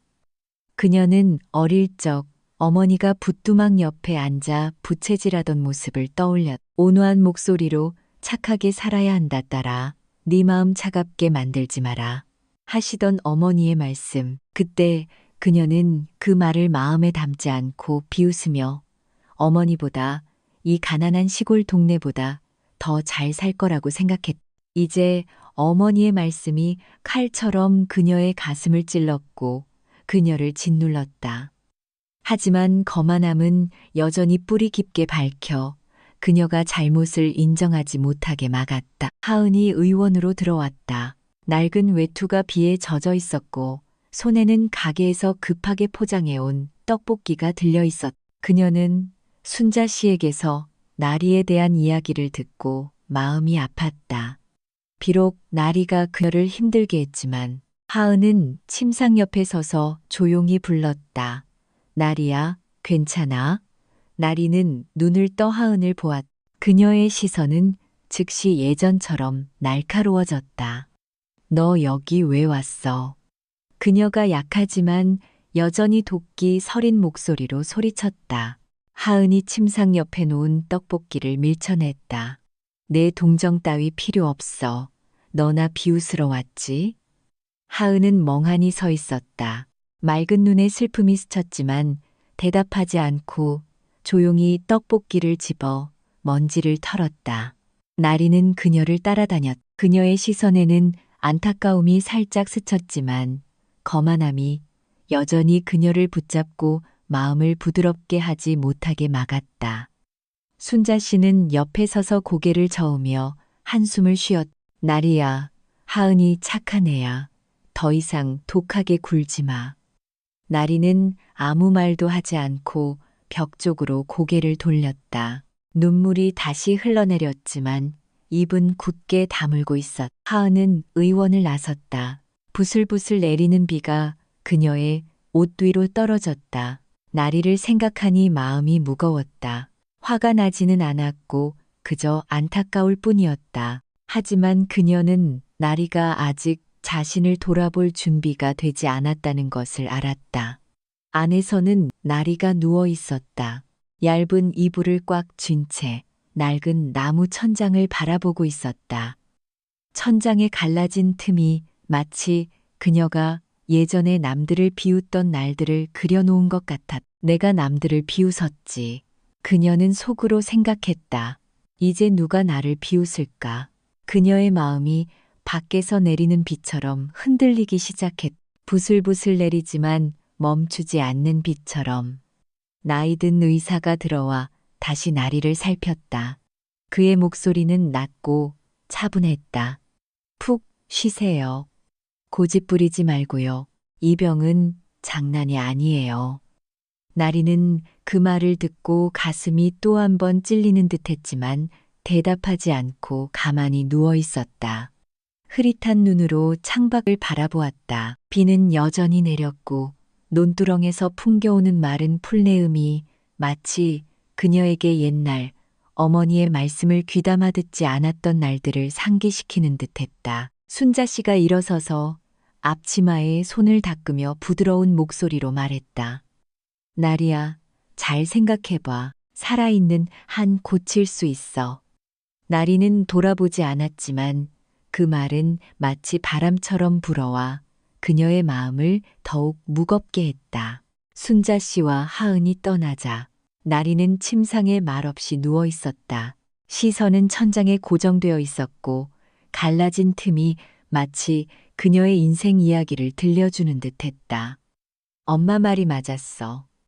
그녀가 중얼거렸다. 목이 쉰 소리가 고요한 공간에 울려 퍼졌다.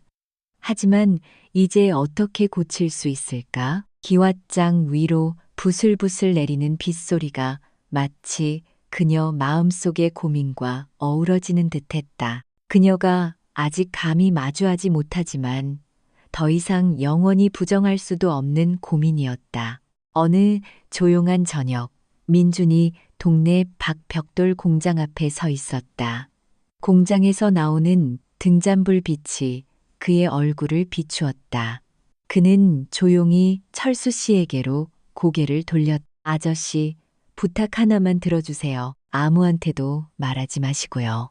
벽돌 공장에서 나오는 연기가 논두렁 위로 나른하게 피어올랐고 시골 밤바람의 시원함과 어우러져 공간을 더욱 고요하게 만들었다. 동네 끝에 있는 큰 벽돌 공장에는 붉은 벽돌들이 가지런히 쌓여 있었. 공장 지붕에 매달린 등잔불 빛이 멀리 보이는 논두렁을 비추었고 마치 소박하지만 따뜻한 시골 풍경화를 그린 듯했다. 민주는 그곳에 서 있었다. 해진 옷자락이 바람에 나부꼈고 그의 눈에는 보기 드문 단호함이 서려 있었다.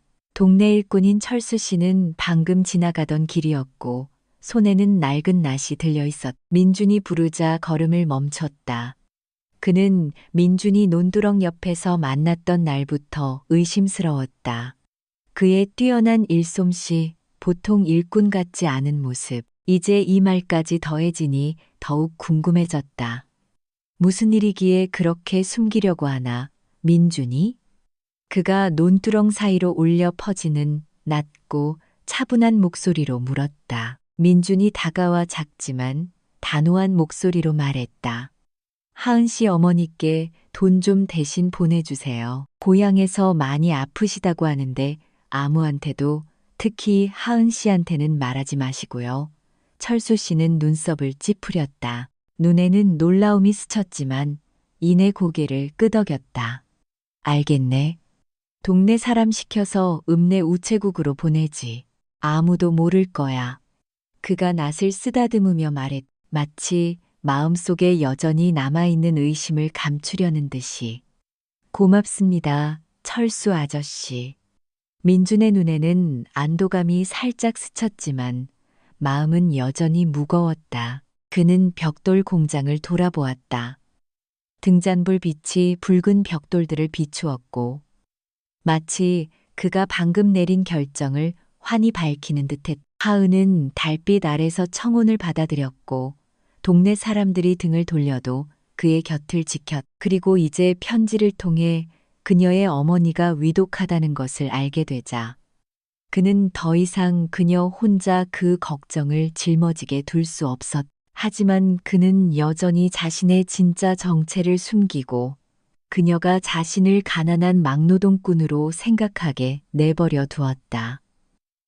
그는 그 비밀을 결혼식 날까지 지키고 싶었기 때문이다. 모든 것이 밝혀질 그날까지 철수 씨가 떠나고 그의 모습이 논두렁 너머로 사라졌다. 민주는 잠시 서 있다가 벽돌 공장 근처 큰 집, 그의 부모님인 강 회장과 윤 여사가 사는 곳으로 향했다. 그는 오래전에 집을 떠났다. 부모님이 읍내 부잣집 딸과 결혼하라고 강요하던 날부터. 하지만 이제 그는 다른 이유로 돌아왔다. 민준이 문을 두드렸. 낡은 나무 문이 삐걱거리는 소리를 냈다.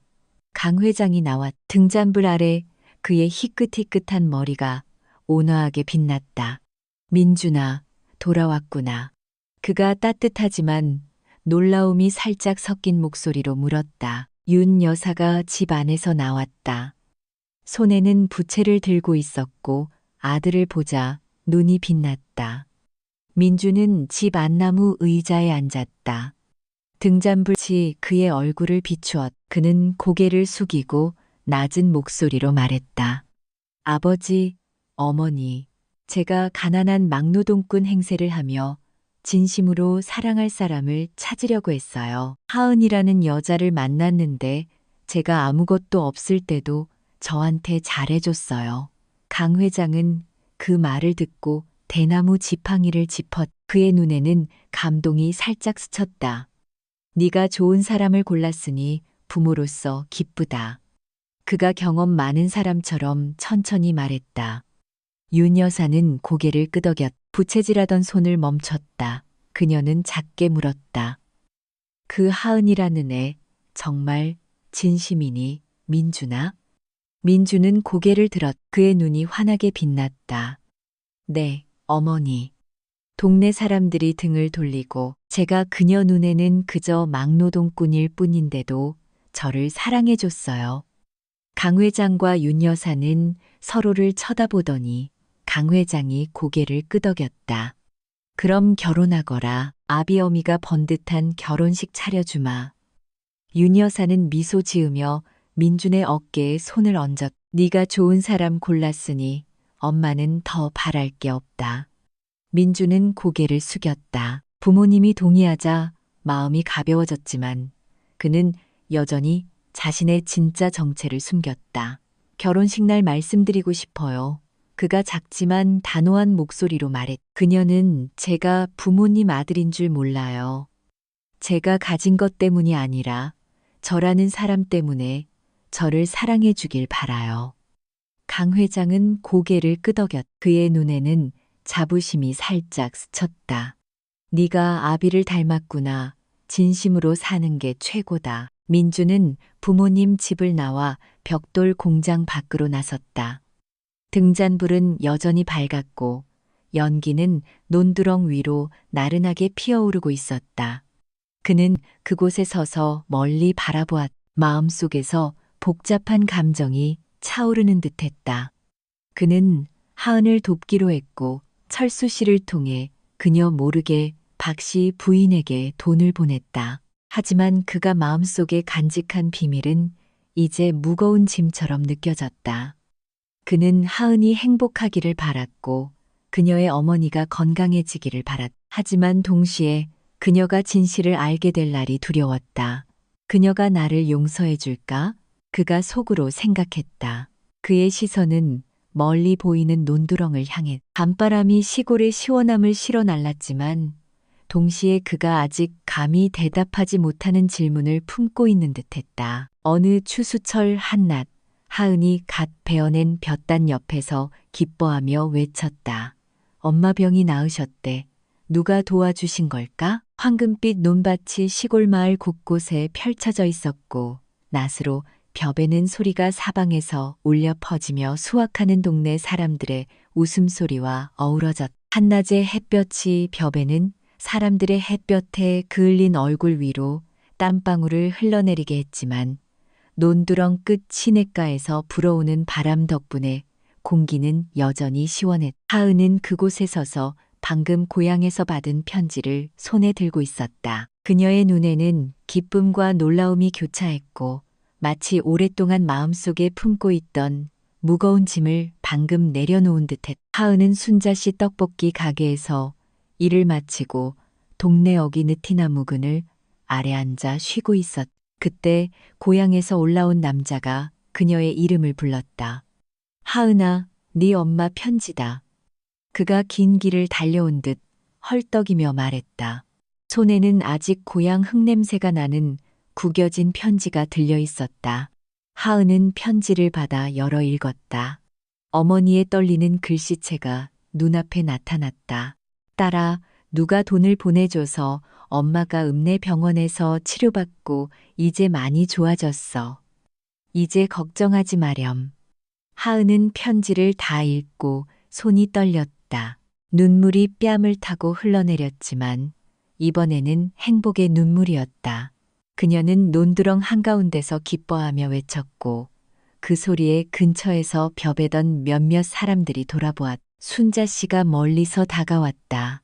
손에는 방금 동네 사람들 벼베는 것을 도와주고 난 낫이 들려 있었다. 하은의 목소리를 듣고 황급히 달려왔다. 왜 그래? 그녀는 작은 소녀의 얼굴에 떠오른 미소를 보고 기쁜 목소리로 물었다. 하은은 순자 씨에게 편지를 건넸. 목소리는 여전히 메어 있었다. 아줌마, 저희 엄마 병이 나으셨대요.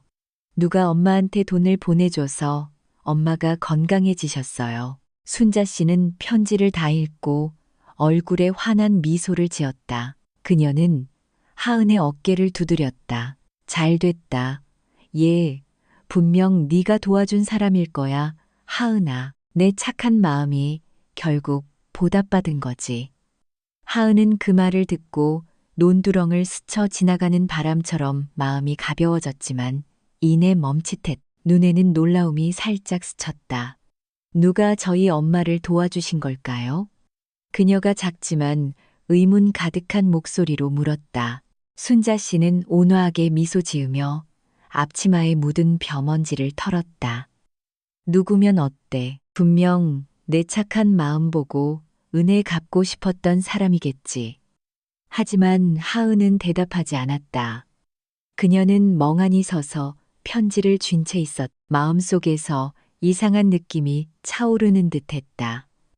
누군가 엄마를 도와줘서 마음이 가볍다.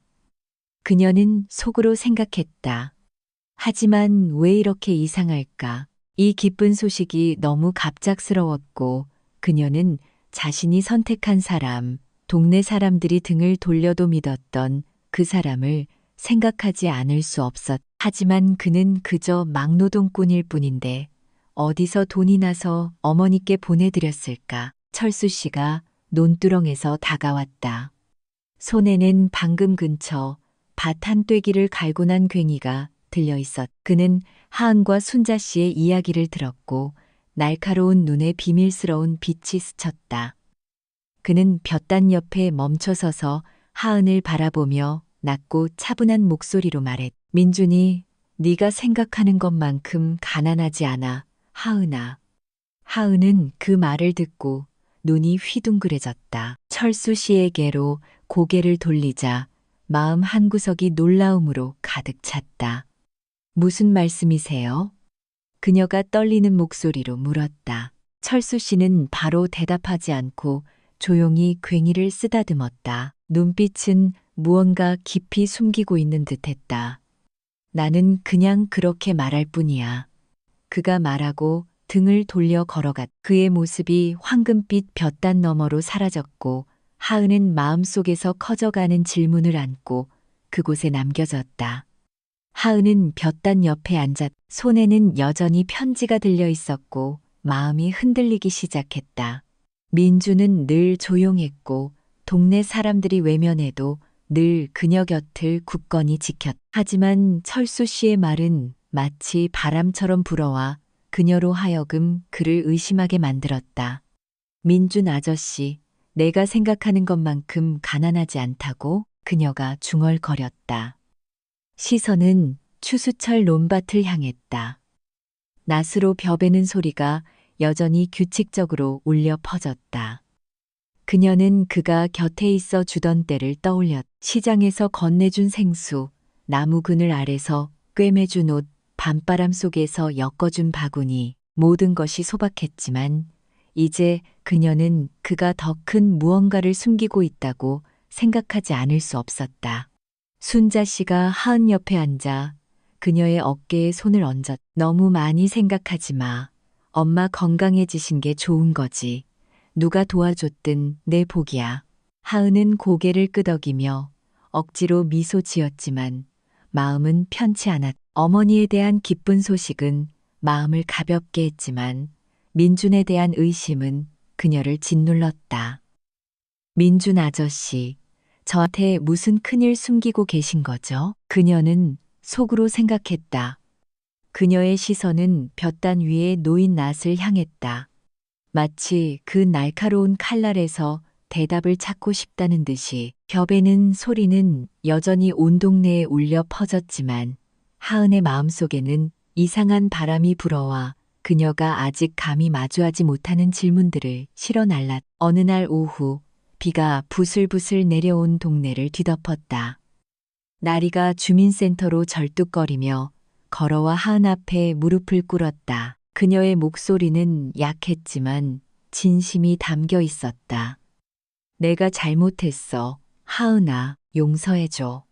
비가 마당 돌계단 위로 부슬부슬 내리며 주민센터 공간을 더욱 고요하게 만들었다. 근처 시냇가에서 들려오는 개구리 소리가 시골 땅의 축축함과 어우러졌다.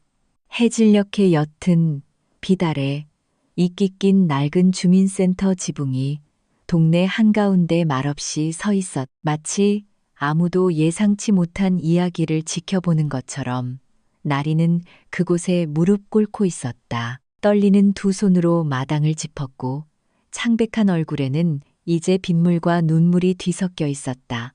거만함은 조금도 남아있지 않았다.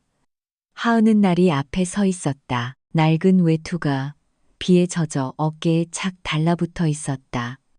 나리가 무릎 꿇는 것을 보자 그녀의 눈에는 놀라움이 스쳤다. 그녀는 떡볶이 가게에서 돌아와 평소처럼 우물에서 물을 좀 길어가려던 참이었는데 뜻밖의 이런 광경을 마주한 것이다. 동네 사람들이 주민센터 마당 주위로 모여들었고 호기심과 의심이 뒤섞인 시선이 나리를 향했다. 수군거리는 소리가 기왓장 위로 떨어지는 빗소리처럼 울려 퍼지기 시작했다. 나리는 고개를 들어 하은을 쳐다보며 목이 맨소리로 말했다.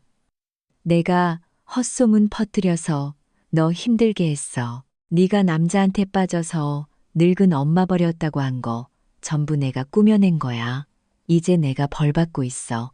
이 병은 내 업보야. 그녀는 고개를 숙였 눈물이 마당 돌계단 위로 떨어져 부슬부슬 내리는 비와 섞였다. 하은은 그 말을 듣고 마음이 무거웠지만 원망 때문이 아니라 뜻밖의 안타까움 때문이었다. 그녀는 다가가 허리를 숙여 나리를 부축했. 그녀의 손이 나리의 어깨를 잡았고 부드러운 목소리로 말했다. 네가 잘못을 알았으면 됐어. 나는 원한 같은 거 없어. 나리는 고개를 들었. 하은이 그렇게 쉽게 용서하리라고는 믿기지 않는 듯 그녀의 눈에는 놀라움이 스쳤다. 동네 사람들은 더 크게 수군거렸. 속삭임이 울려 퍼졌다. 하은이가 쟤를 용서한다고? 나리가 쟤를 그렇게 힘들게 했는데 어떻게 그럴 수 있지? 하은은 똑바로 서서 주위를 둘러보며 작지만 단호한 목소리로 말했다. 누구나 잘못할 때가 있어요. 저는 나리를 용서하고 걔가 더 잘 살기를 바라요. 순자 씨는 사람들 사이에 섞여 서서 낡은 모자를 쓰고 있었다. 하은의 말을 듣자 그녀의 눈에는 감탄하는 빛이 서렸. 그녀는 나와 따뜻한 목소리로 마당 한가운데서 말했다. 여러분, 제 말 좀 들어보세요. 나리가 잘못한 건 사실이지만 걔도 뉘우치고 있어요. 하은이가 용서하는 게 맞아요. 사람 마음은 사람 마음으로 바꿀 수 있는 거예요. 우리 동네 사람들 너무 차갑게 굴지 맙시다. 순자 씨는 나리가 시장에서 병으로 쓰러졌던 일, 쫓겨났음에도 하은이 여전히 찾아갔던 일을 이야기했다. 그녀의 목소리는 마치 동네 사람들을 옛정으로 되돌리려는 듯했다. 동네 사람들은 그 말을 듣고 의심스러운 눈빛이 점차 부드러워졌지만 여전히 부슬비처럼 가시지 않은 수군거림이 남아있었. 나리는 그곳에 무릎 꿇고 순자 씨의 말을 들었다. 마음이 칼에 찔린 듯 했지만 이번에는 진심 어린 후회 때문이었다. 그녀는 하은의 손을 잡고 떨리는 목소리로 말했다. 내가 예전에 민준이 꼬셔서 너버리라고 했어. 김 통장님 밑으로 들어가면 편하게 살 수 있다고 했지만 걔는 안 들었어. 내가 잘못했어. 하은아, 내가 다 잘못했어. 동네 사람들은 나리의 고백을 듣고 다시 수군거리는 소리가 울려 퍼졌. 이번에는 놀라움과 논쟁이 뒤섞여 있었다.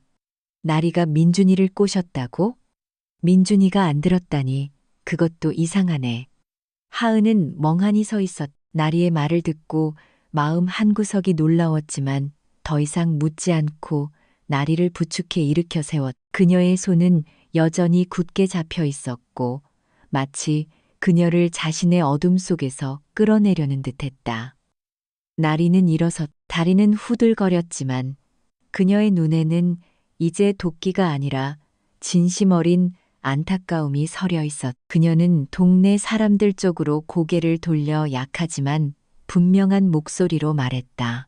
제가 하은이 힘들게 하고 우리 동네 망신시켰어요. 이제 제가 잘못했다는 거 알아요.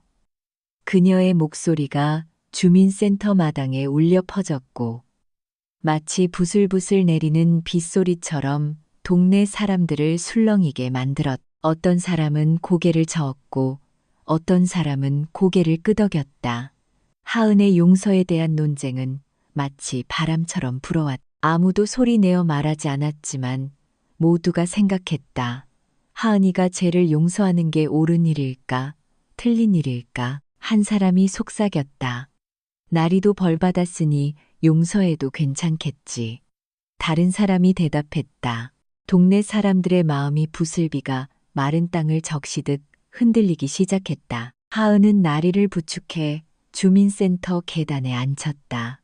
비는 여전히 그녀의 머리 위로 부슬부슬 내렸지만 나리가 뉘우치는 것을 보자 마음이 가벼워졌다. 순자 씨는 옆에 서서 두 사람을 바라보았다.